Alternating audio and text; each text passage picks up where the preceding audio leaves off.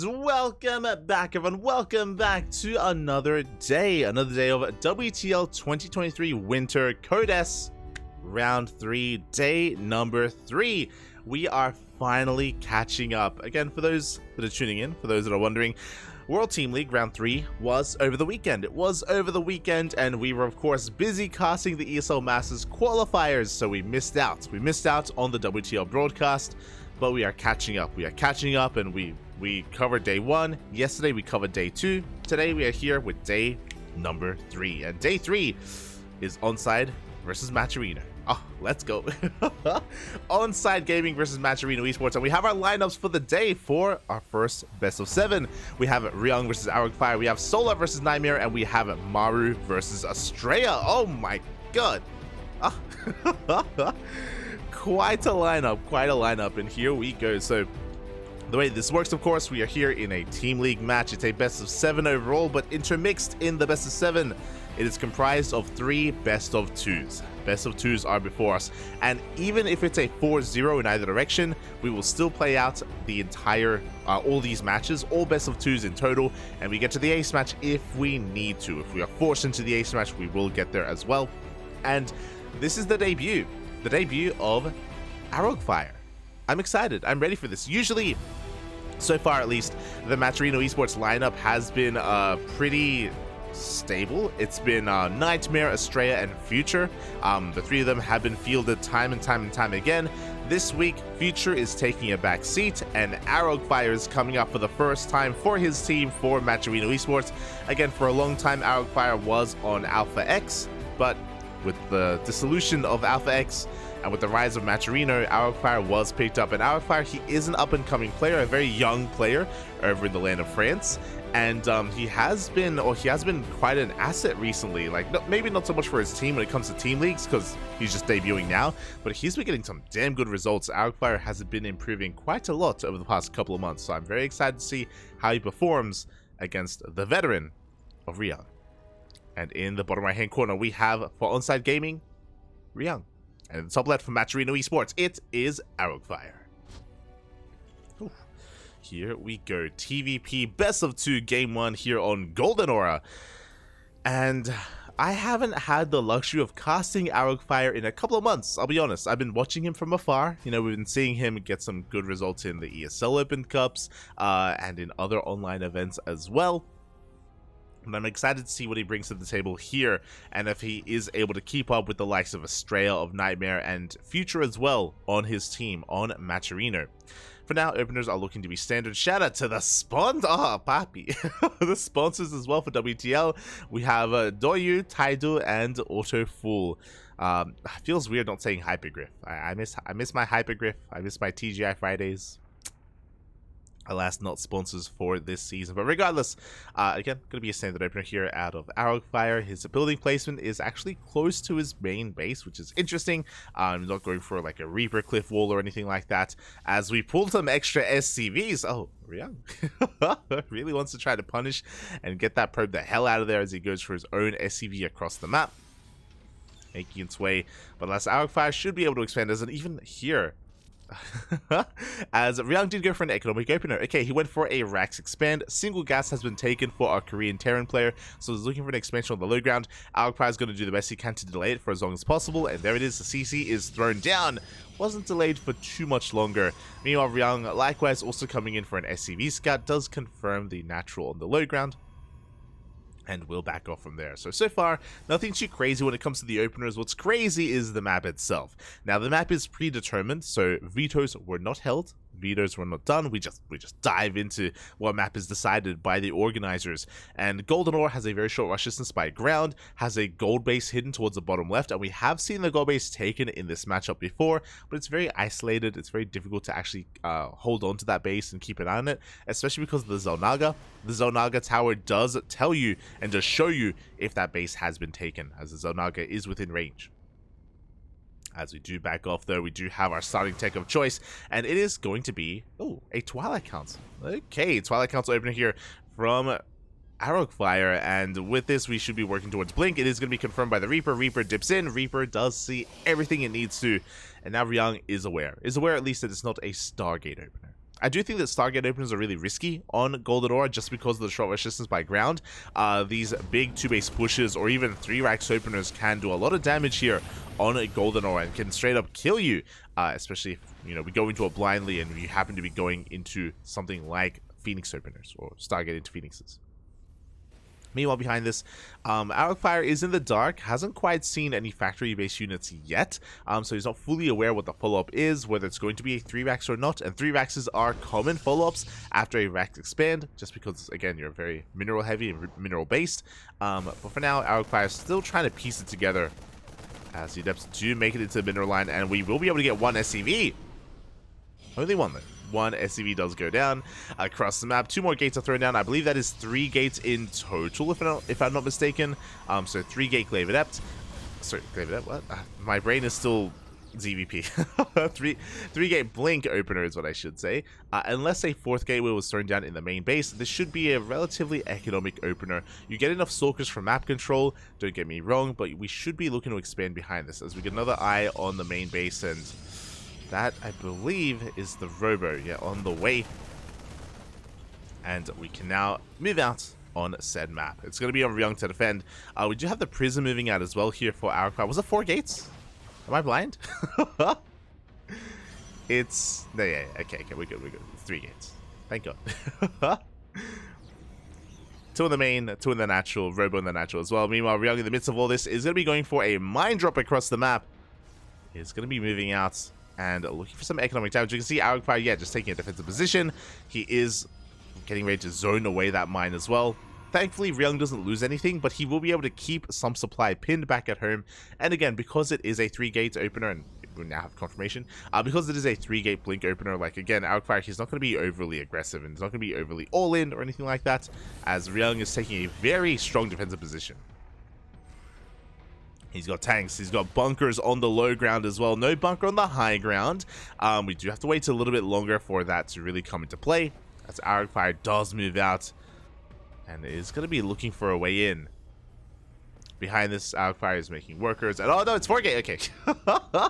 It is 4-gate blink, which means arrogfire is committed, which means he will be blinking into the main base. The mine drop comes in, up. Ooh, and we'll get 1 stalker in the natural base. It looks like we will get a couple of workers in the main as well, but we do dive into the main base. The tank is in position. The mine! Ooh, does not go up. And again, arrogfire, he's here looking to wreak some havoc. He could even try and deny Stim. Stim is looking a bit exposed. We do have another bunker on the way. Ryung, though, good tank positioning so far. Oh, as we do dive on said tank. It does go down. Boys are being pulled. Auto turret thrown down, but a little bit too far out of range. Doesn't really add too much here. And arrogfire, he's getting a bit out of control. He's going to be dying production here. One of those raxes, at least, it may even go down. And there's Stim. Mate, if he gets Stim, that's going to be huge. Oh, we do have a repair, barely keeping it alive. And arrogfire is forced out of the main base. It bleeds out a couple of stalkers, as he does rotate towards that natural. And it looks like he's going to be transitioning. Oh, it takes some more tank volleys. 2 more stalkers go down. These are some expensive losses for arrogfire. Initially, it was okay, but here he's been bleeding out a little bit too much, and Ryung is holding. Like, he's under no danger of dying anytime soon, and arrogfire knows that. He's transitioning. We have 4 more gates, so this is going to be 8 gates in total. We have charge, we have a forge for +1, and a 3rd base as well. So, again, arrogfire, he is getting towards the mid game, and he did do some damage, don't get me wrong, but I do think that he bled out too much. He lost 6 stalkers, if I'm not mistaken. 6 stalkers, and he did not deny Stim, which means Ryung, he can soon push out. He's still building up his forces, working on combat shields, working on +1. 3rd CC is going to be delayed. This is nice damage. He even gets a Marauder. But basically, Ryung, he's just waiting for his medevacs. Once the medevacs come out, then he can start being more active on the map. Start pushing. Till then, though, Ryung is just going to be contained here for a little bit longer. Observer does go down as well.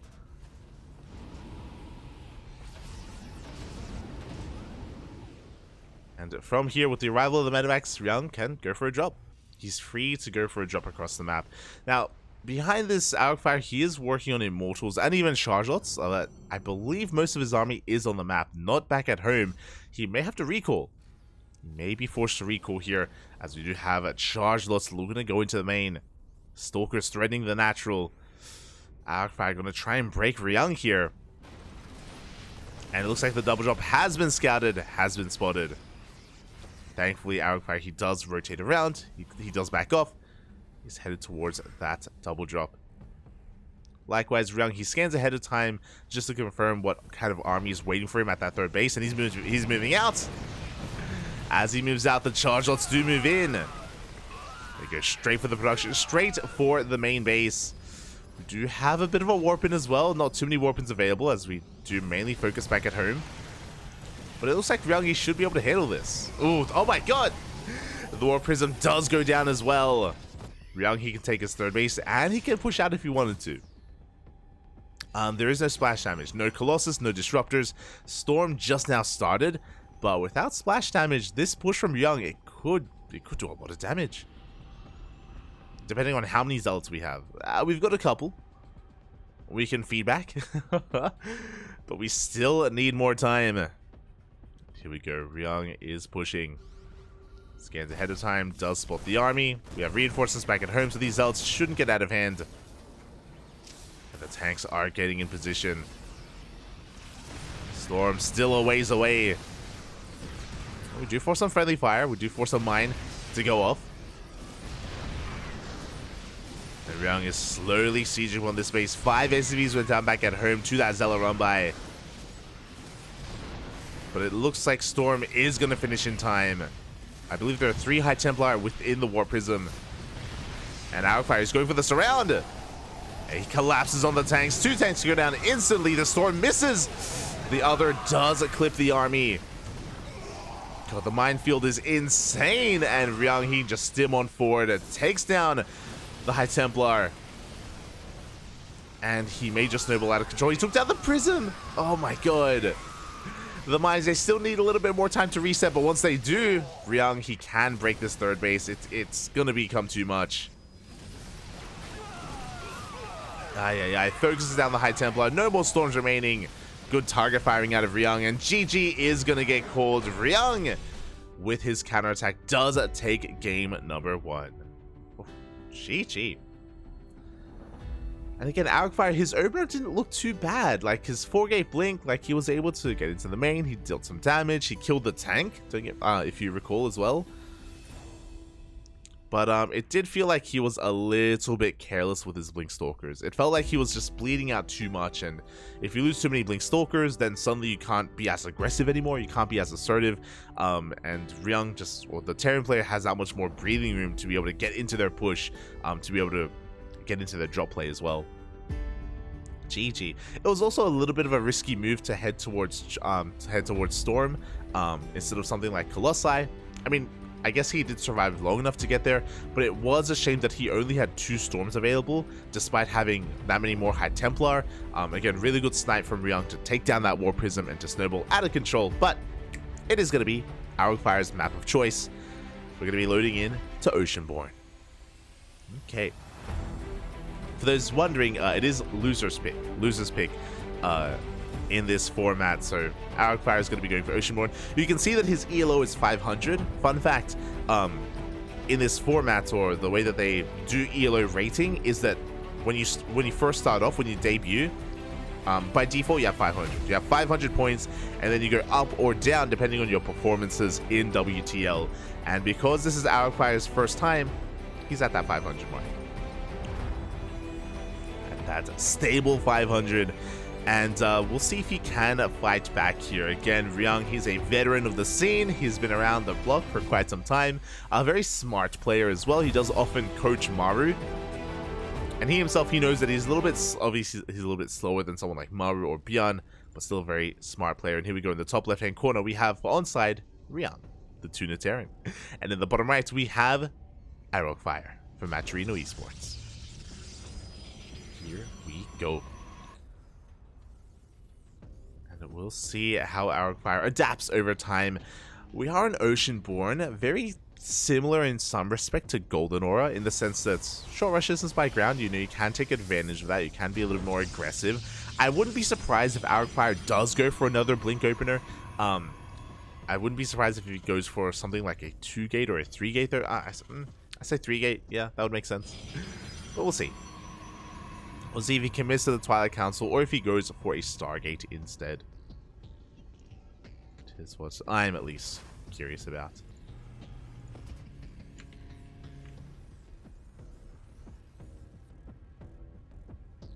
Arrogfire is going to be scouting across the map. Once again, Ryung going to be going for a Rax Expand. Only a single Gas Geyser has been taken. So he isn't going to be overly aggressive in the early game. No kind of, you know, rush into a Mind Drop or Hellion Run By or anything like that. None of the sort.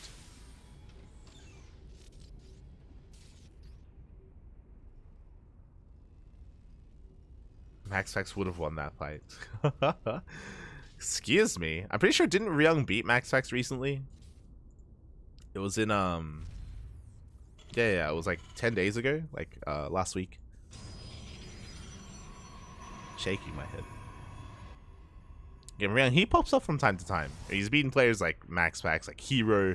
One of the things about Ryung is that he's not the most consistent player, unfortunately. Like he has like some really strong moments and some really big power spikes. But it's really about like being able to consistently maintain that form, right? And bring your A game every time. Yeah, for Ryung, it's like these moments of brilliance, and we've seen that before. Like we've seen Ryung take down like Dark, for example, in really impressive fashion. I'm always gonna remember that. I joke a lot about that with Asher. Whenever we're like doing predictions for WTL, and whenever we try to predict for Ryung, I'm like, mate, remember that series against Dark? He's like, I know, but I'm like, he looked impressive. He's like, yeah, but that's like the only time he's looked impressive. It's like, mate, like, you know, every couple of months though.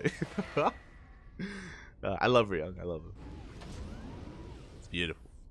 As behind this, it is going to be another Twilight Council opener out of arrogfire. So 2 games in a row. Now, again, there are different variations of Twilight Council opener. You can go 2, 3, or even 4 gateways. Last game was 4 gates, so a lot more committed out of arrogfire. We'll see how many gates he throws down this time, as he's going to be threatening the Shade. Meanwhile, Ryung has got a 1-1-1 setup. Rax into Factory into Starport.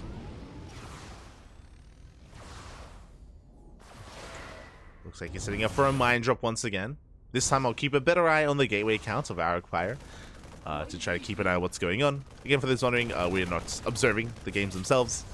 We have our WTL observers handling that instead. And I believe that is a 3rd gateway on the way. Hellion dips in. Oh my god.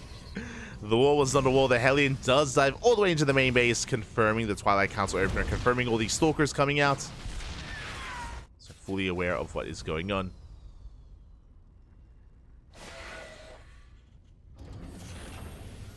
There we go. Another gate gets thrown down as well.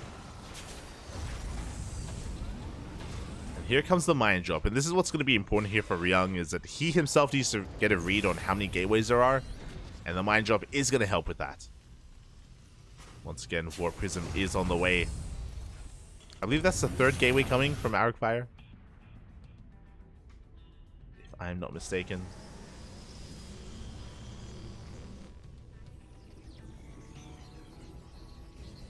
As the drop is headed towards that main base. And it looks like he should be able to react in time. Oh! Just barely. Only 1 probe is going to go down in the natural base. And it is going to be 4 gate. There are 3 gateways here at the natural. 1 gateway in the main. So the same opener as last game. Adepts do shade in as well, but they should be cleaned up. So basically 4 gate blink is, again, very aggressive, very committed. It isn't all in by any means, but you do need to get damage done with it. As behind this, you can expand, as you saw in the previous game. You can just macro out of this. This is why a lot of Terran players lament. It's like, this is still just a macro build. It's like, true. Macro, but still aggressive. as the Blink Stalkers are going to be making their way into the main base. A very large main as well. The tank is going to go down. Repair's not in time. The tank falls. The Raven as well. This is snowballing out of control. The second tank is not quite sieged. The boys are being pulled, and there's barely anything here to defend. Mine drop across the map. The picture-in-picture probes are going down. But look at how many SCVs. 18 SCVs in total. The tank has finally sieged. But arrogfire still has plenty of Stalkers in position. Ooh, Starport is going to get picked off. Got the Starports. We can't quite get within range of that stim. But we will take over the main base, and 20 SCVs go down, and this is game-ending damage. Oh my god, the base itself under fire. And again, Ryung, he just wasn't able to repair in time, wasn't able to like pull the boys or just have his bio army in position. Didn't see this coming. Mine drop comes back in. Oh my god, 8 probes go down in the natural base. arrogfire is taking a lot of hits back at home, and the worker counts are actually looking relatively even, or I mean, I say even. arrogfire is ahead, but not as far ahead as he should be. Yo, can he get the base though? Let's go for the tank. Yeah, tank does get one shot. Oh, without the tank, we have taken control of the main base. Can we snipe Stim? He takes down the tech level, the factory. Up, 10 seconds. He does get it. Stim does go down. And this is already more than enough. From here, we can just leave. We don't have to keep pushing. We don't have to overextend. And there we go. We blink out of the main base towards the natural. From here, arrogfire is taking a third. Can start immortal production. Work towards charge. Even throw down a robotic spade. The blinks are looking pretty damn good as well. And Ryung cannot keep up. Not anymore. Once again, the tech labs are denied. There can never be Stim. There can never be another tank. The factory has to lift off. 1 tank left. 0 tanks left. And arrogfire has done it. GG gets called. arrogfire. Bappy. With his debut here, with his first time in WTL representing Matcherino, he takes his first game. GG. Up next is going to be Solar versus Nightmare. Fun fact, Nightmare actually beat Solar a couple of weeks ago to qualify for GSL. in Code A, the qualifiers for GSL, Nightmare qualified over Solar to make it into the main event. So again, even though very similarly how I was talking about Ryung, Nightmare, he also has it within him to go toe-to-toe. And regardless, we are getting ready here for our next series. Crazy to think about, again, that StarCraft has been around for so long. Ryung has been there since almost the beginning. Basically the beginning. In 2010.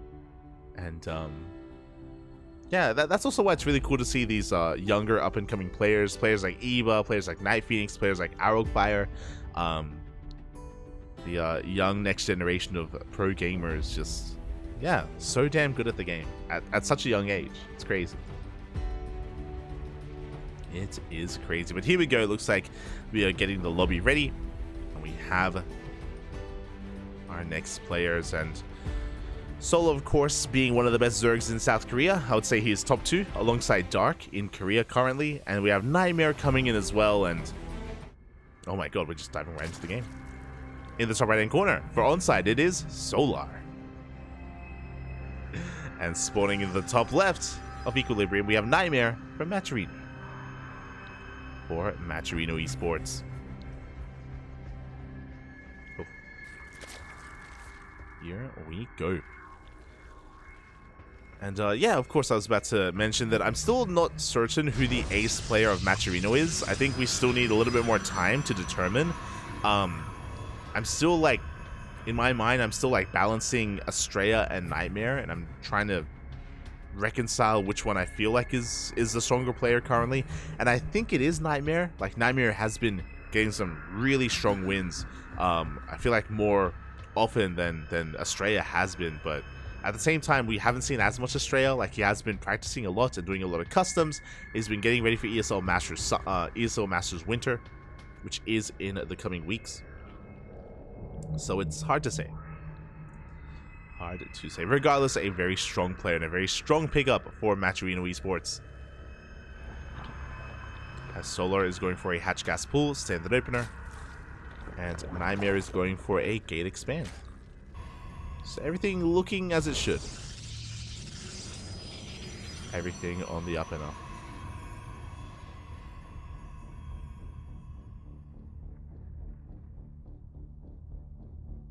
As we get into Equilibrium. Now this map is a pretty interesting one. I do think it has quite defendable fringe bases. When we're talking about 4th and even 5th bases, there are a lot of narrow choke points that you can take advantage of and you can defend quite well with. At the same time though, another big feature of Equilibrium is the goal base. And because the goal base is actually, it doesn't actually look as exposed as some of the other goal bases in the map pool, you can take it securely as a 4th base or even as a 3rd. It's a little bit riskier, but you can take it as a 3rd base as well. From the Zerg perspective. So that is something that you can use to your advantage to snowball out of control and try to take advantage of the Protoss. But before I get ahead of myself, it is a Twilight Council opener. Oh my. Here we go. Twilight Council's on the way, not a Stargate. This could be for Glaives, this could be for a Dark Shrine as well. We will keep an eye on the gases, or we'll try to get a glimpse of the gases in the main base to determine which one it will be. Regardless, a very aggressive opener nonetheless out of Nightmare, and Solar is a bit in the dark. He hasn't fully recognized what is going on. Not yet. And there it is, Glaives is on the way. We have not pulled out a gas, by the way. So how many gateways will we throw down? So far, that's a 2nd gateway. We should be seeing a 3rd, and we should be seeing at least a 4th. But I also don't see a robo. So I'm really curious what kind of variation this is going to be. We have seen a new form of Glaive Adepts where you actually skip the robo and you go for a faster 3rd base and you just warp in Adepts back at home and you just shade them across the map instead. Where it's a lot less committed, especially because you're expanding behind it. But it's a lot more risky to go for as well. I would say risky because if it falls on its face, then your 3rd base is just very vulnerable to a counterattack. We even saw that last night. Did see that last night between Max Pax and Cyril in the finals of WTL Kung Fu Cup.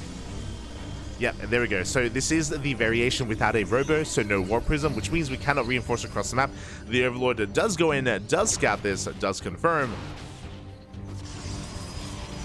And Nightmare is going to be moving out eventually, but when he does, Solar should be ready for it. So again, it is 3 gates Glaive Adepts into a 3rd. And here we go, Nightmare is now getting ready for that move out. Oh my god! Overlord goes down, we skip Warp-ins, and we're going for double Stargate. Okay. Crazy. So because we skipped some warp-ins, Nightmare, okay, still moving out. I was like, is he just going to stay at home? No. He is going to be shading across the map. He is leaving his 3rd base very vulnerable. And we'll see how much damage Solar does sustain back at home. Roach Warren is done. Roaches are on the way. Lings are on the way as well. But what's important is that Solar, he is unaware of the double Stargate play. I'm ready for it. I'm ready. I'm curious if we're going to go double Stargate Phoenix for mass Phoenixes, or if we go into a Fleet Beacon and go like Carriers or Void Rays. There it is. Void Rays are on the way. Oh boy. What has become of our Nightmare? Not like this. Adepts are going to be threatening Shades, but again, we cannot throw these away. If we do, there is nothing to protect the 3rd. There's nothing back at home, so Nightmare has to be very careful. He has to babysit these Adepts for as long as he can. Cannot lose them, not too prematurely. And there we go, he's just poking, prodding. He isn't committing to any of these Shades, and back at home we have first a Void Ray and then a Phoenix.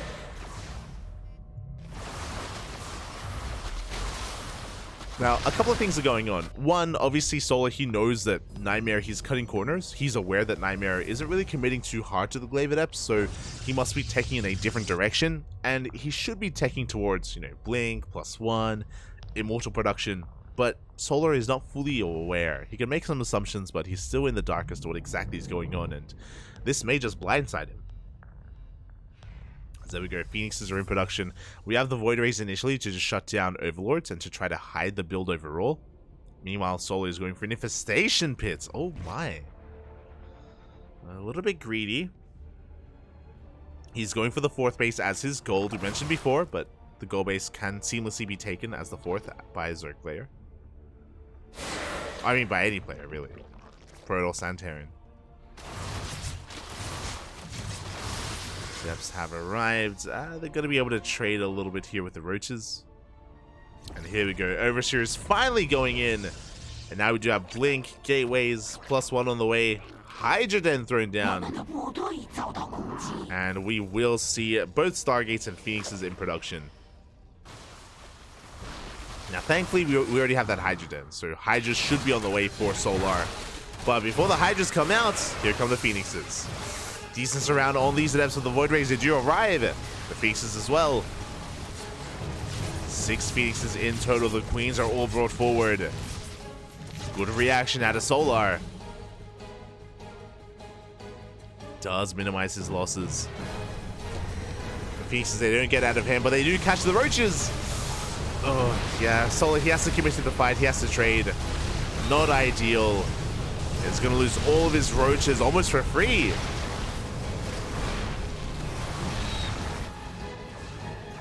As Solar, he just throws away a bunch of supply. Now, thankfully, Solar, he is mining from that rich resting gas geyser. And the gold as well. Speaking of, again, taking that base as a 4th, Nightmare is doing the same. And Solar is attempting to go into Hydra, Lurker, Viper. Hive is on the way, Lurker Den as well. Do we have enough Hydras? The Spore isn't quite done. Just now finishes. Meanwhile, what's important is that Nightmare is transitioning into a ground army. He only made six Phoenixes. He's going into Blink Stalkers. But that's also why I love that we have a Lurker Den on the way. We do need Lurkers here to survive the next push. As Nightmare, he's trying to catch a Solar out of position, try to catch him mid-transition. Does shave off a couple of roaches. Only a couple though. As Solar, he's able to hold on, able to posture. Lurker Den will finish, and we should be seeing a couple of Lurkers on the way here from Solar as soon as it's done. Hive as well. Solar, he may actually hold off until he finishes. Okay, there we go. I was like, he may hold off until he finishes his Hive upgrades, but there we go. 4 Lurkers are on the way. But again, we do need a little bit more time. And in comes Nightmare.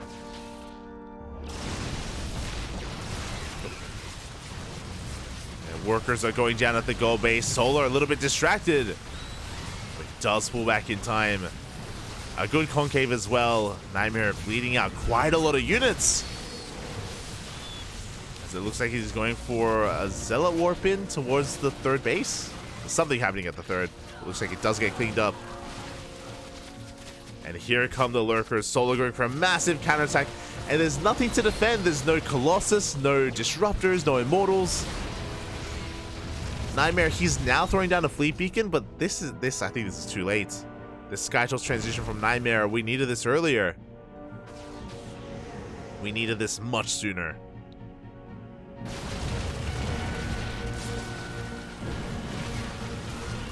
As the Hydras, they are slowly pushing forward. Only 3 Lurkers with this army, but he doesn't even need that many. The Hydras themselves just working their way through all these Stalkers. The Phoenixes, they pick up all the Lurkers. Not a bad move here. But there's just so much Zerg on the ground. And Nightmare, he cannot keep up. Fleet Beacon is done, but we're not going to be able to get into carriers. Not from here. GG gets called. And Solar will take this composition, or a Chargel Archon Storm, for example. Like, it feels like, yeah, it feels a little bit unfortunate that Nightmare happened to go into Blink Stalkers of all things. Again, I do think that he was hoping to see Corruptors instead. And maybe he was hoping that Solar believed it was going to be Skytoss. But yeah, Nightmare, who was just kind of caught in a really awkward position. And yeah, the Hydra army, it worked well. Like, honestly, we didn't even need the Lurkers. We didn't even need them. Ling Hydra on their own was more than enough. And here we go, spawning in the bottom right hand corner of Oceanborn, we have Solar for ONSYDE Gaming. And in the top left, we have Nightmare from Matcherino Esports. So, yeah, really interesting play out of Nightmare. A little bit unlucky, a little bit unfortunate with the direction that he was taking in, as Solo was able to completely shut him down. By the time it sunk in that Solo was going Mass Hydra, like Nightmare, he was already committed, and he was then trying to throw down a fleet beacon to get into Sky Toss, but like, it was far too late at that point. Far too late, as Solo had snowballed out of control. And now we're getting ready for game number 2. Now this is Nightmare's map pick. This is map of choice. And on Oceanborn, we have potential. What I will say is that I do think that Twilight Council openers and Glaive Adepts perform better on this map, just because of the rush distance and just because of the base layout. So we could try to go for that again. We could even try to go for a more committed variation if Nightmare really wanted to try to fake out Solo and maybe catch him being too greedy. It is possible. As, oh, interesting. Nightmare, he goes for a Gate Cyber before Nexus. Okay. So he goes for a delayed expansion here in favor of a faster Cyber Core. And we'll see if this leads into a faster Warp Gate or faster tech. I mean, it's going to lead to faster tech regardless. So I am curious. Back at home, Solo just going Hatch Gas Pool. Standard opener from the Zerg. Nothing too crazy. Gases are being taken. And there it is. We do start up Warp Gate immediately. Not going to be holding off on it. So I imagine it's going to be a Twilight Council opener out of Nightmare, as you usually do delay Warp Gate in favor of a Stargate, but because we went, oh there we go, does cancel Warp Gate, and we are going straight into that Stargate. I'm loving the mind games. I also love that when he canceled it, when he canceled Warp Gate, Solo, he had backed off with his overlords, who he actually doesn't know. He doesn't know that Warp Gate was cancelled and restarted. So cheeky move out of Nightmare. For those wondering, if you're a Zerg player back at home, or even if you're a Protoss player, if you're going for a Stargate opener, then you do delay Warp Gate, and usually Protoss players just don't start Warp Gate and they just go straight for the Stargate. But as we saw, you can also do what Nightmare did and try to fake out Warp Gate to try to give your opponent like misinformation as to what is going on. There it is. It's going to be a Void Ray first. Okay. Void Ray first out of Nightmare. It will shut down the Overlords and will also reveal the Stargate as well. As the Adepts get across the map, and they are able to keep some of that mining at bay. They force a Spore to back off. And we'll see where we go after this Void Ray. We do have a third base on the way. That is true. But behind this, there is no Oracle. We're going for a Twilight Council. Papi, you have my attention.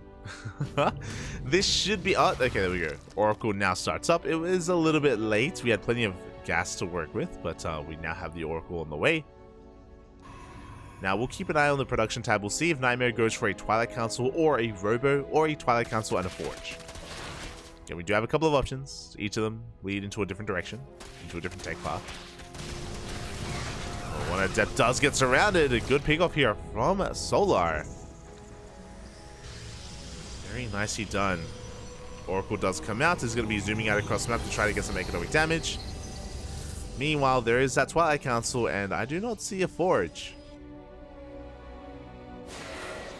So I'm feeling like this should be Glaive Adepts.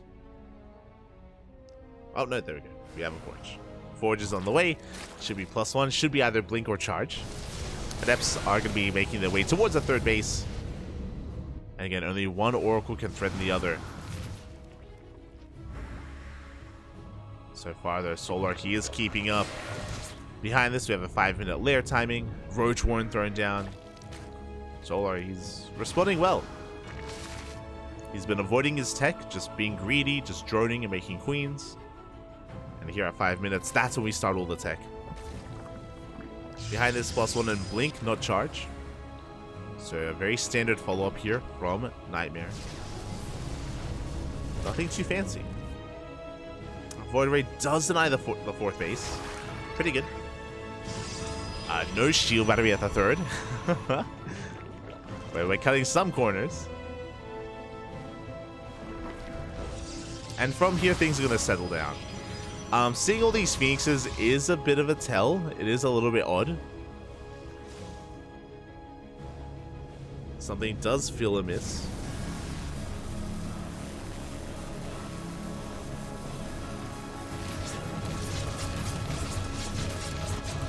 I'm curious if we're going to be going into early Immortal production. For now, the Void Ray gets eyes on the fourth base, doesn't cancel it. Oh, Nightmare is looking to move out.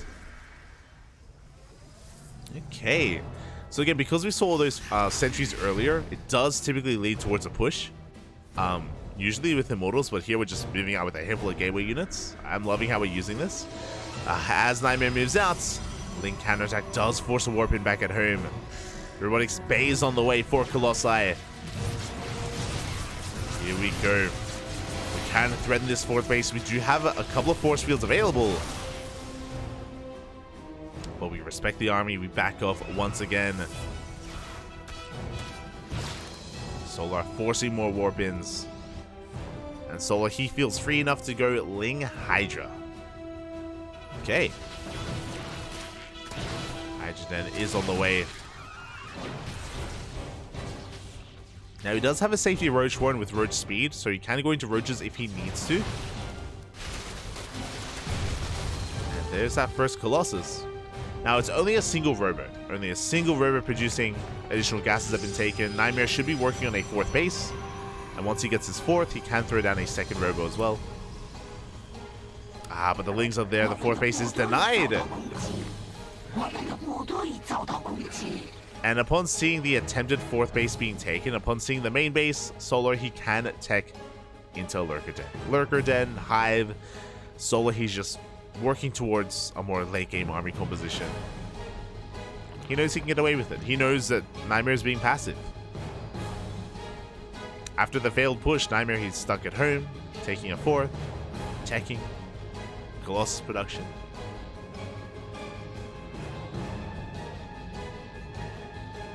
This is something that Dark is really good at doing as well. Basically, the Zerg player in this position has recognized that he's safe, has recognized that Nightmare is going to be more defensive, and is taking advantage of that. Upon seeing that his opponent is just kind of chilling back and isn't really too much of a threat to him, Solar, he knows he can get away with a Hive, Lurker Den, Hydras, all these upgrades, and droning. And now Solar, he's up to 84 workers. He's working on the fifth base. Oh, and Nightmare, he's taking up even further. He's going for Sky Toss, second Stargate, and a Fleet Beacon. Now, the problem with what's happening is that we don't have a strong ground army. I'm of two minds. Basically, Nightmare doesn't have a second robo, which means he has two Colossi and not much else. Which means Solar is going to hit first with his Hydra Lurker before there's any Sky Toss. And we don't really have the best army to deal with that. It feels like Nightmare, he skipped a step, basically. He skipped the Disruptor step. Without Disruptors, it's going to be difficult. And here we go. Without Disruptors or without 4 Colossi. Nightmare, he's going to threaten to push. Solar, he has maxed out. So you can see Nightmare is trying to rush it into Carriers. The Carriers take a long time to build. And again, Solar should be able to attack first. And he's going to be pushing into half a ground army and 1 Colossus. Or 2 Colossus, sorry. We have Vipers, Bobby. We have Vipers. Just gathering up that energy. Spire now on the way.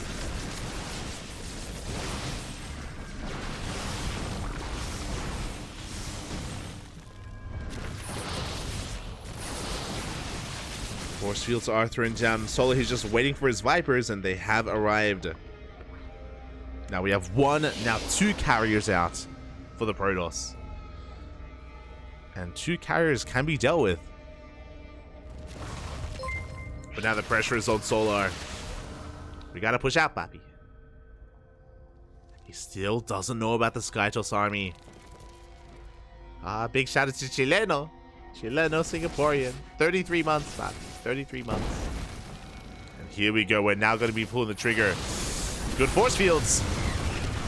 It is buying a Nightmare time. He's working on his 3rd and 4th carrier. And Solar still doesn't know.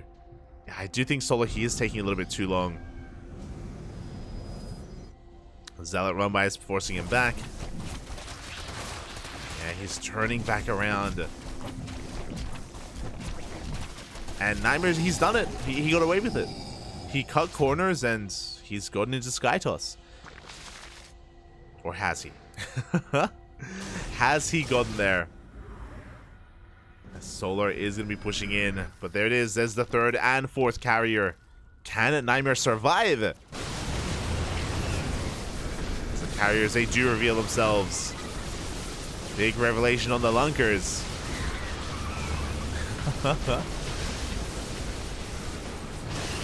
We do yoink the mothership. Do we have enough anti-air? I don't think we do.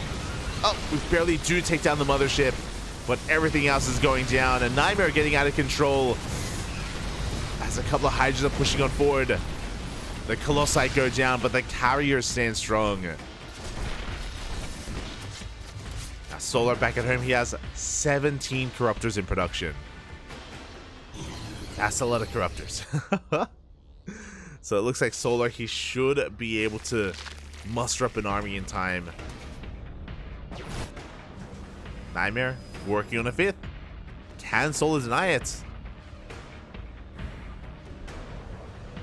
As Nightmare is pushing out at the same time.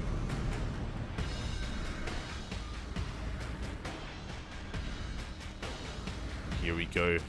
Solar going to be rotating over towards that base. The Corruptors have arrived. They can dive in. Up the feedbacks. Solid feedbacks on those Vipers. But the Corruptors, they can't ignore the army. They take down the mothership. They take down the carriers as well. 1, 2, 3 carriers. A 4th carrier goes down, and there is nothing else on the ground. Solar, his economy coming in clutch. Even though he had a hard time with that previous fight, he had enough of a bank to just make 17 Corruptors and just go ham. And now he's going to be camping the production. His lurkers wedging themselves in between the 5th and the natural. And now he's going straight for that 5th base. Sorry, for the 4th. But yeah, 5th base.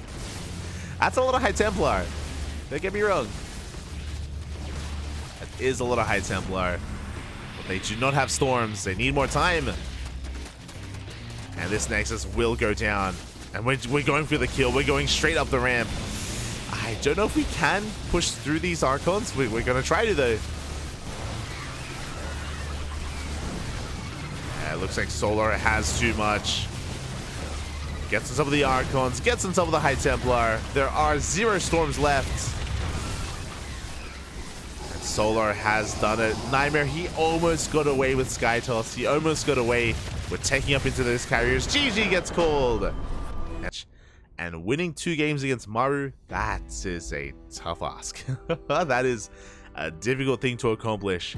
So best of luck to Astrea. I hope he comes in prepared. I hope he comes in with some solid NA strats and some NA builds, because we need to do something crazy here against Maru. Playing straight up is not going to be the easiest thing to do.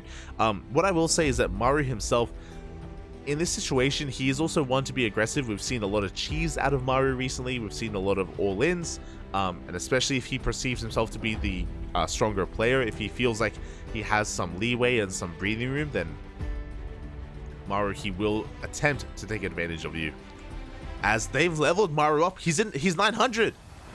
913 ELO. Let's go. Now, Maru, he still has slightly lower ELO than several, but they're both in the 900s now. Ah, beautiful. Beautiful. Terran OP. True, true. As we get into game number 1.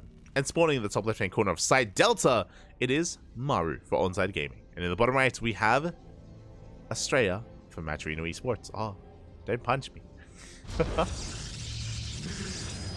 Ready to fight. Here we go. We are getting into this. into our final best of 2 of this series.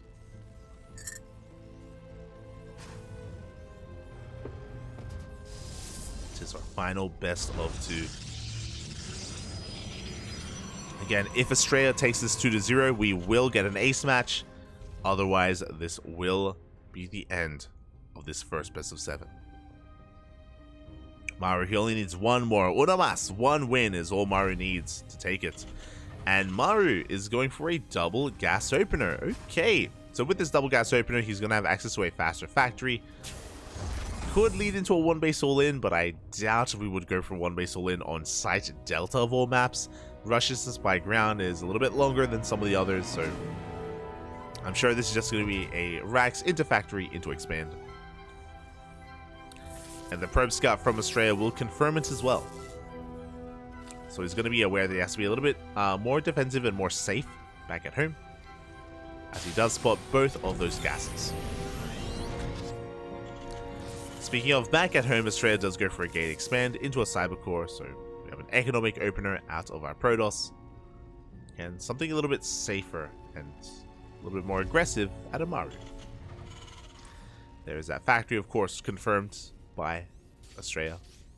There is no SCV on the map, so we're not going for a proxy starport. Otherwise, this could be something like, factory Hellion opener into a Hellion drop. Oh my god, Maru, no fear. He throws out a bunker within range of the vision of Astrea.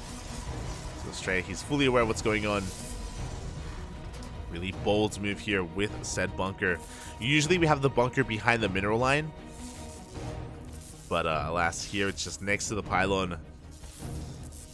And so far, good control out of Astrea. He does zone that SCV away for a couple of seconds as the Reaper is coming back in.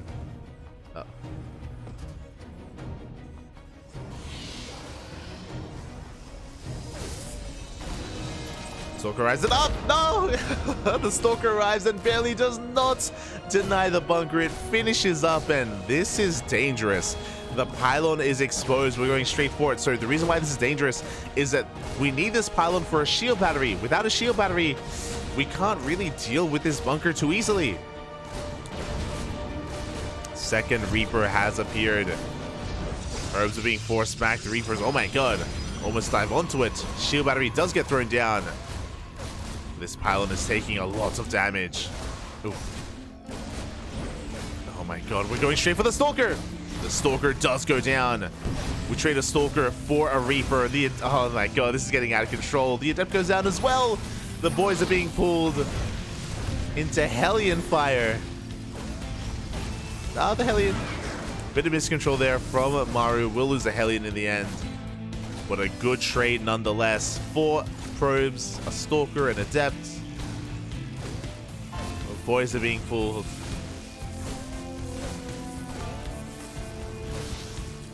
And from here, Maru will evacuate, will salvage that bunker. Oh, and now Astrea can finally mine freely from his base. Now things can calm down a little bit, just a bit. As Astrea, his tech of choice is going to be a robo. Oh my. Okay. Interesting choice here from Astrea. With this robo opener, we can get into faster Colossus, and I imagine fast Colossus is going to be on the table. Additional gases have been taken. This can lead into a fast robotics bay. As we have a mine job zooming towards that main base. There are some Stalkers in position. Only 2. Oh, that is not enough to deny this medevac. Mine shot's going to go off, taking down 1 probe. And we have 1 more mine left after this. Oh my god. Looks like we had a bit of a stutter there. It's all good. We're back. But yeah, from here, we should be seeing a robotics bay. Wait, what? What just... We went back in time. Oh my god. So apologize for that. Oh wait. Yeah, okay. I'm sorry. My brain is... I was a little bit concerned as to what just happened. Alright, so the mine is going to be there behind the mineral line. Be waiting for another opportunity to go back in. Meanwhile, back at home, Maru went into a 1-1-1 setup, a tank coming out. We have a Banshee as well, followed by that Raven. And with this Robo Opener, interesting that we haven't gone for a Bay. We're going into a Twilight Council instead. Very interesting. And in fact, will go down. Up. Mine comes back in and does take down one more probe. Did the Widowmine drop spot the Twilight Council? I'm not entirely sure about that. But it did spot the Robo, so you know, we already have a piece of the puzzle. It's going to be Charge Lot Archon out of Astrea. Okay. Very interesting. Yeah, from here, Astrea, he's still trying to just take control of his two bases, take control of his main and his natural. Big shout out to Asheri. Thank you, Bobby. Thank you. Subscribing over a year, 13 months. Quack, Bobby, quack. Now, I believe there is no cloak with this Banshee, so we're going to dip in, but there are Stalkers in position, so Maru, he doesn't get too much damage done, but he can always threaten the main base or any mineral line with that Banshee. So far, hasn't been the best investment, but can still get some value over time. As here we go, Maru sending everything across the map. The tanks, the Marines, the Raven. Raven does catch the Observer. At least Astrea sees this coming ahead of time. He does spot the army, and he's going to try to slow it down with these Stalkers. He's got sentries for force fields. No blink. Remember that. Blink was skipped in favor of charge. Astrea does have to be careful, as Maru is pushing forward. Charge still on the way. Up. Nice target firing. We almost get the Raven.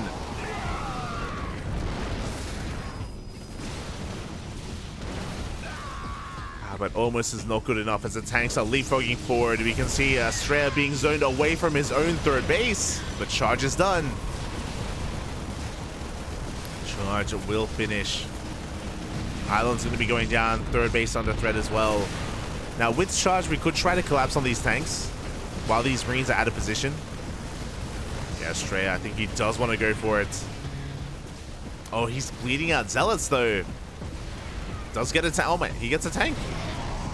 Not bad. One tank for 3 Zealots. He will get that. He will get that Banshee in the end. But there's just far too much DPS. Going for another warping of Zealots as well. But I do believe that Maru, he can push forward into this. The storms. The spread is too good. Decent storms, but we connect with what, a third of the army, if that. High Templar, they're forced to morph into Archons. Overcharges pop prematurely. 4 more High Templar are morphed in as well to gather up energy for those storms. Behind this, Maru, he's taking a third. On location, Orbitals being morphed in. And Maru, he's just getting further and further ahead. Astrea, he needs to break free. Just does not have enough. Oh.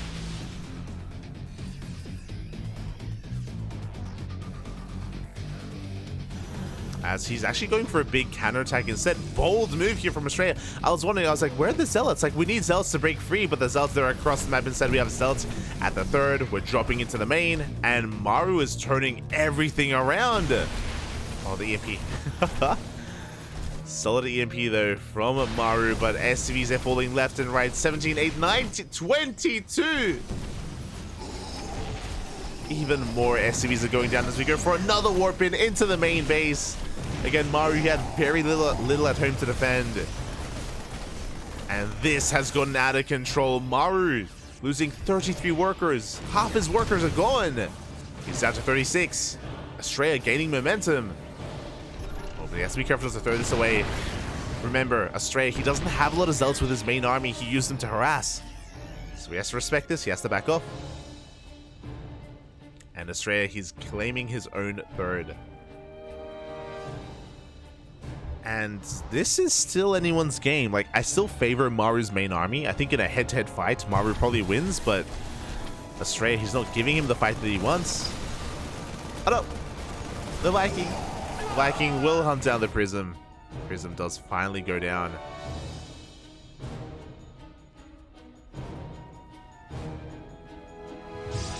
Amidst all this chaos, Maru going for a triple mine drop. Looking to recover. Looking to deal some counter damage economically. Mine shot is going to go off at the third base. Let's get one probe. The mines there dropped into the natural and up. Oh my god. Juicy connection. 5 probes go down. And a little bit sloppy there out of Astrea.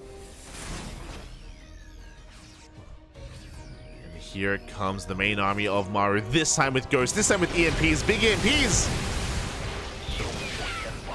Decent storm. And we need to avoid the other EMP.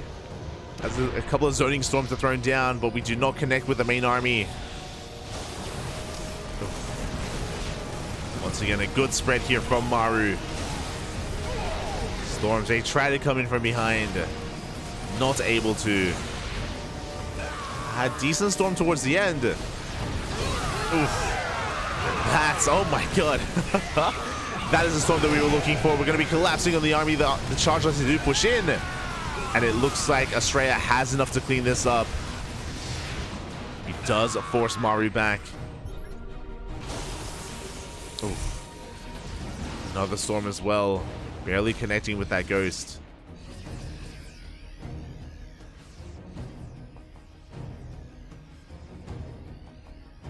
As the armies bounce off each other, Maru, he has been able to resaturate his third base. Earlier he was on 36 workers, but now he's on 59, almost 60. So Maru has gained an economic lead. He's now ahead in set economy. Astrea, though, is recovering. It's a fine line that he's walking. He's relying so much on these storms. But with like 1 or 2 good EMPs, that could be the army gone for Astrea. That could be it.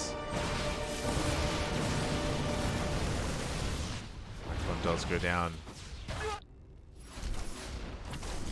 Likewise, Zealot Rambai, oh my god, wreaking havoc here in the natural base. These Zealot Rambais, they've been the MVPs for Astrea.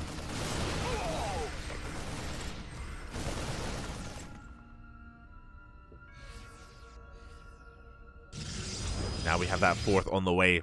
I'm glad as well that Astrea, he's refining his army. So he's been relying so much on these storms, but now Colossi. Colossi are on the way. 2nd robo for double Colossus production, extend thermal lance.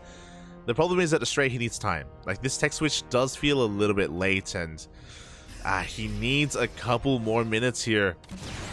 A couple more seconds to get into additional Colossi. First one has arrived. Prism drop is looking to threaten the main base. Maru rotating over towards the now new 4th base of Astrea. And we have another massive Zealot Rambai getting ready. Oh! Good EMP. Does take down a High Templar, and he does stim it down as well. 2nd Colossus has arrived. Maru going for his own multi-pronged harassment. Zealots, they get into the middle line once again and into the main. Massive warp in into the main base. Maru, he turns around. He was just about to attack the 4th and the 3rd at the same time, and this will force a massive turnaround here from Maru. Everything comes back home. Astrea, he's doing it again. It's happening. 13 SCVs. Astrea, he gains map control. He now has 2 Colossi. He has a 3rd Colossus on the way. And Astrea, he's going for the 4th base. He denies the 4th. Will force a cancel. Up. Don't want to throw anything away. He also doesn't force the cancel. He does delay it, but he doesn't quite commit. I don't blame him. Astrea, he doesn't want to throw away his army. He doesn't want to commit. But last damage was done at 17 SCVs. If he had forced the cancel on that base, then Astrea would be looking strong, but alas, it is not the case. Now, even though Maru was first forced to turn around, what is scary right now is his supply. Specifically, Maru's army supply. He's got a lot to work with, and Astrea, once again, oh god, he is so heavily reliant on these storms, on being in position. And Astrea, he is out of position. Decent storm though, oh my god. But the army sims on forward and goes for the Nexus. And the Nexus is going to get targeted down. Astrea, he just can't do anything about it. At the same time, Maru, he has a secondary army pushing towards the 4th base. Can we connect though? We have Storms, we have Disruptors. We need to connect with these Novas. Storms. Up. The mine. Oh my god, that took down 2 High Templar. A juicy mine shot takes down 2 High Templar. Ay. And Maru's main army is still out of control. It's still out of this world. Astrea refusing to make observers. The thing is that, like, making observers means that he isn't making disruptors, and we need disruptors to survive. It's a difficult position to be in. But Astrea, he doesn't have the room right now to produce those. And here we go. Once again, the army does arrive. Good EMP.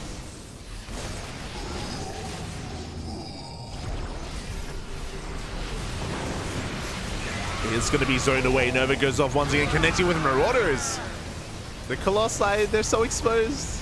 They're exposed to the Vikings, and the Colossus will barely survive. And Astrea, he will hold. Here comes the rest of the main army.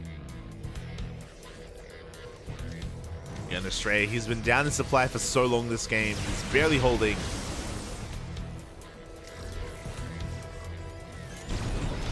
Behind this, Maru, he's now on 4 bases. We have +3 on the way. I believe a fusion core just finished up, so he's working towards Liberators. Yep, Liberator range in production from that fusion core.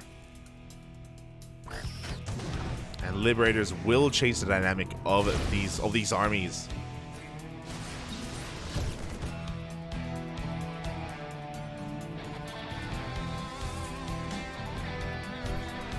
Oh, and once again, Astrea not quite where he needs to be. EMP denies the storm. And this base is going to go down. Astrea, it's a numbers game. He just doesn't have enough to defend both locations at once. The Disruptors, no! He overextends. 2 Disruptors go down. On the flank. Oh my god. Massive connections. But Maru, he goes straight for the kill. Goes straight for the jugular. Into the natural. He's going to get surrounded. A good target firing. 21 probes go down. Another disruptor as well. And now Astrea, he feels pretty committed. Yeah, we're moving out. It's time to counterattack. Liberators are on the way, but they're not ready yet. Astrea, he took a 4th base towards the south. But he's down in the economy. 10 workers just went down. Mines go off. Yeah, the economy's just not there. The Disruptors are exposed. Once again, they go down. Ugh. Decent storms, but... yeah, Astrea, he's running out of steam. He's all in at this point. He is all in, and he fought well. You know, shout out to Astrea. Like, I feel like a lot of people wrote him out a long time ago in this game. There were some rough moments. He had a rough start, had a big comeback with his Zealot run by, but GG, or I say GG, the army is getting completely cleaned up. There's nothing left here. The Disruptors went down, the Colossus went down. Astrea, he has half the supply left. Oof. I don't know why, but my brain thought that the text was written right. There it is. GG gets called. I do apologize, And Maru will take game number 1. GG, well played. But again, shout out to Astrea because like it was twice, remember. There were 2 times where he went for these massive Zealot counterattacks. The first time he killed 33 SCVs. The second time was more 13, but he forced the army to turn back around. And it was so back and forth. I don't want to say like there were moments where Astrea he was recovering, but I don't know if he was ever quite ahead, unfortunately. I think there was a moment when he counterattacked. Remember when he denied the 3rd? Oh my god, it's going right in. Remember when he denied the 4th base? Sorry, when he delayed the 4th base. If he had forced a cancel, then maybe there. But alas, we're getting into game 2. Top right we have Maru. Top left we have Astrea for Matcherino. Let's go. Light hallucinate. Yeah. I'm getting a bit loopy.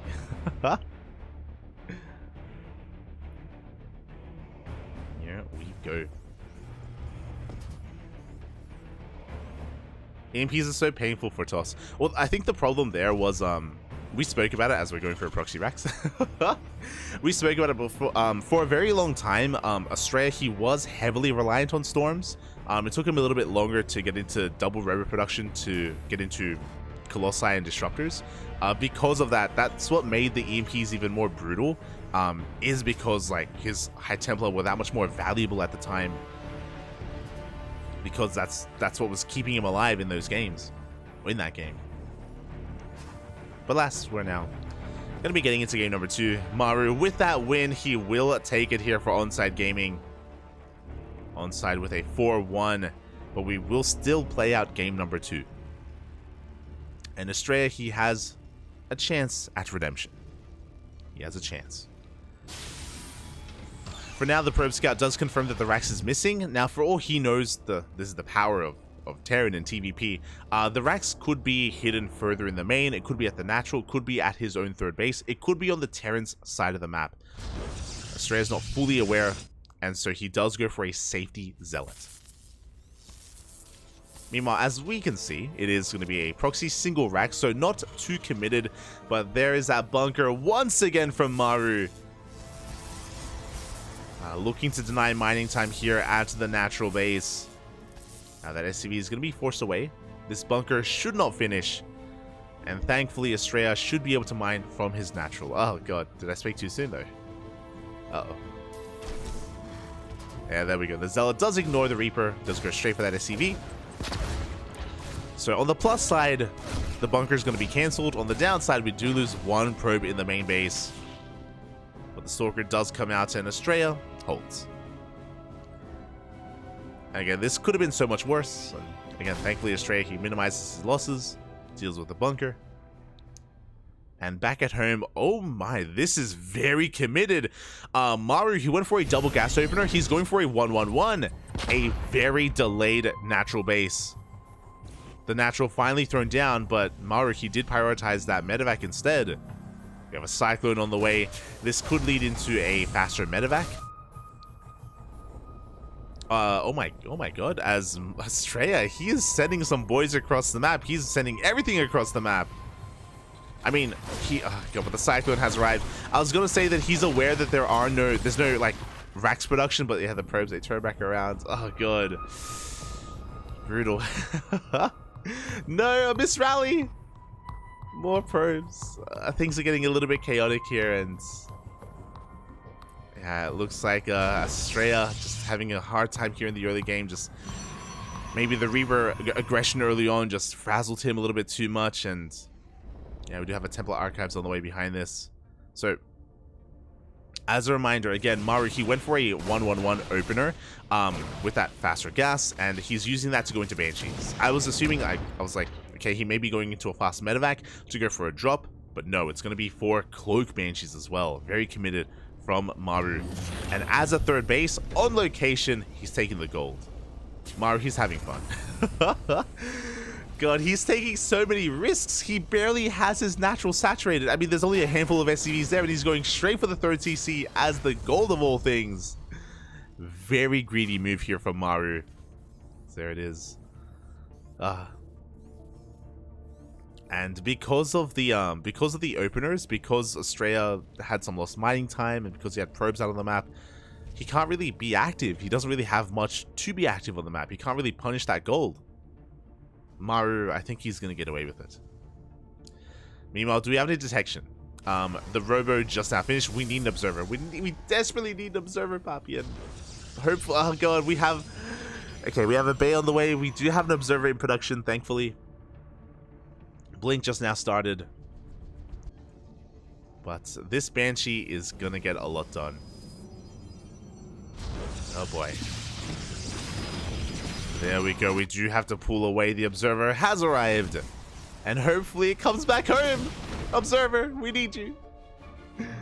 4 probes are lost. Come back. Observer, no. a little bit unfortunate, a little bit of a misrally here from Astrea, but the Observer does turn back around. But 6 workers go down, and we have another Banshee working towards that natural. Oh boy. Thankfully, an Observer is just about to pop out at exactly the natural base, so Maru shouldn't be able to get too much more damage done. But what's scary is that both Banshees are still alive. And because they're both still alive, Astrea, he's stuck at home. And because Astrea is stuck at home, Maru can freely take the gold. Like, there is no danger whatsoever at the moment because the Stalkers, what are they can't leave. If they leave, we just lose the mineral line. And there we go. Maru just gonna main out over, saturate that gold. And likewise, Astrea, because he's a little bit behind, he's also going for his own gold base as well, which I do like. I do appreciate that Astrea, he's going right for his own gold. It is a little bit later than his opponent, so Astrea, he is still behind economically. And this is a way to catch up if only Maru didn't also have the gold base. So, yeah, it's it is a bit of a rough position here for Astrea. It will help, don't get me wrong, it is going to be beneficial. But the onus is still on Astrea to get some counter damage done in some way.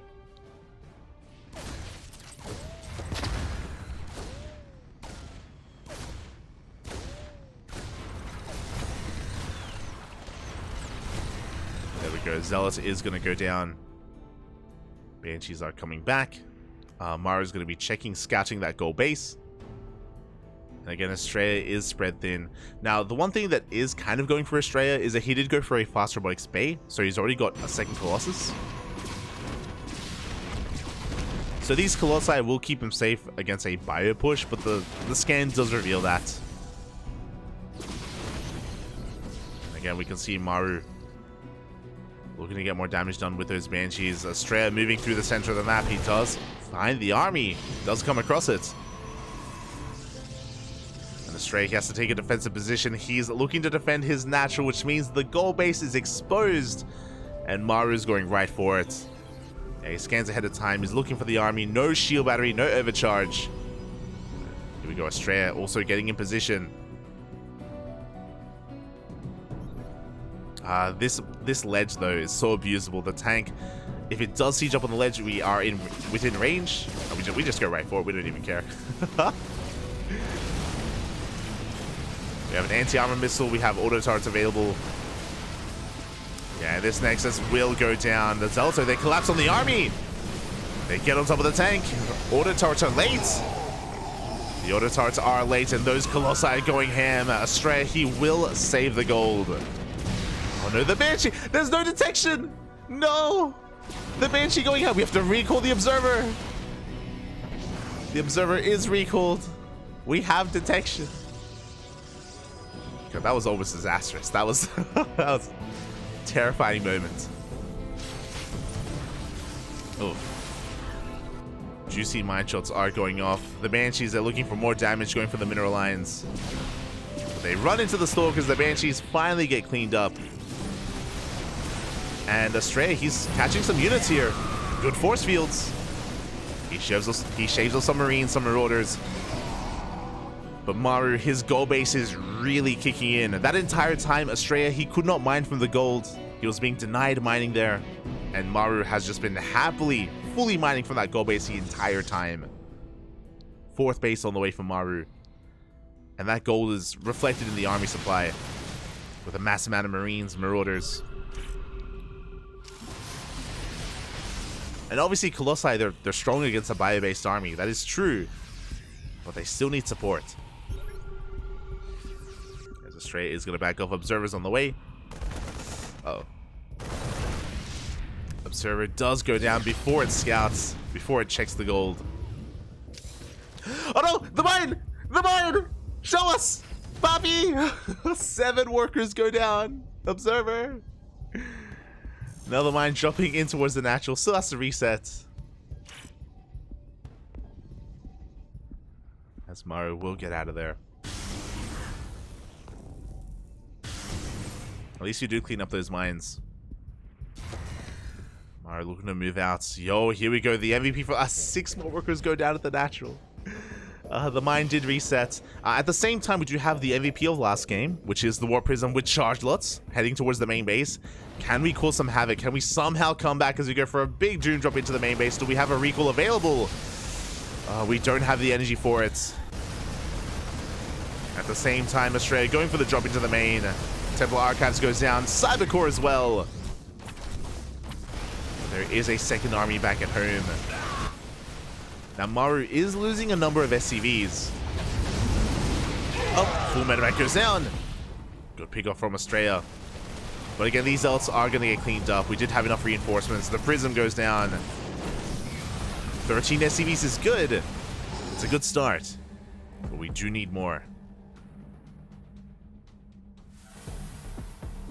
As Maru is still, oh my god, almost double the army supply of Astrea. Because the Templar Archives went down, that means that there's no Storm. No Storm, no more High Templar. It was a brutal loss there for Astrea. That would have been a way to potentially come back in this game, whether it's Storm or Disruptors. With some like miracle connections, you can maybe take a fight, but here Maru, he's just snowballed out of control. Big anti-armor missile here on the Colossus side. The Vikings are going ham. The Colossus are not long for this world. Overcharge putting in a lot of work, but both Colossus do fall. The third as well. And Maru, he's snowballed out of control. GG gets called, and Maru will take the series 2-0, securing the win for ONSYDE Gaming. GG. GG, well played, and oh boy, game 2 was a much more dominant performance there from Maru. From the beginning, from the proxy racks, leading into the mines, leading into, not even the mines were a little bit later on, but leading into the Banshee opener as well. Maru did so much damage so early on, got away with the gold base for free. The gold was never harassed, it was never touched. Astrea could do nothing about the gold base just because of the map control and the aggression of Maru. So very well done, very solid performance. What I will say though is that game 1 was more back and forth. Game 1, you know, Astrea, he had a fighting chance and he was able to make it a little bit closer, especially with the constant harass and the constant zealot run-bys. So GG. GG, well played. Did go the way of ONSYDE in the end, but Matcherino did make ONSYDE work for it.